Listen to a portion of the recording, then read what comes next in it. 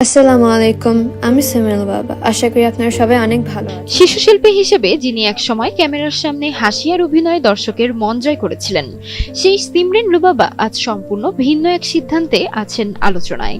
মিডিয়ার আলো ঝলমলের জগৎ ছেড়ে দেওয়ার ঘোষণা দিয়েছেন তিনি। শুধু অভিনয় নয়, প্রকাশ্যে আর মুখ দেখাবেন না বলেও জানিয়েছেন।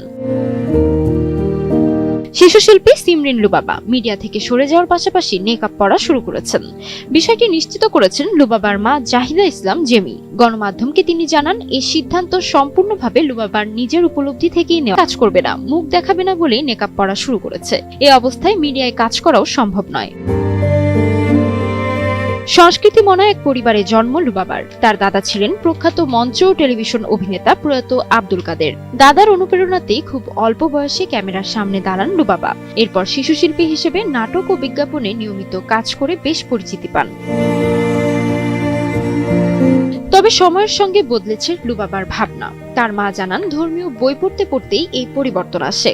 কোরআন খতম দেওয়ার পাশাপাশি বিভিন্ন ধর্মীয় গ্রন্থ ও হাদিস অধ্যয়ন করছে লুবাবা।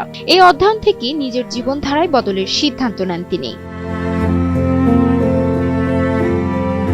মিডিয়ায় আর অভিনয় না করলেও সামাজিক যোগাযোগ মাধ্যমে কিছু প্রচারণামূলক কাজ নেকআপ পরেই করবেন বলে জানিয়েছেন লুবাবার মা।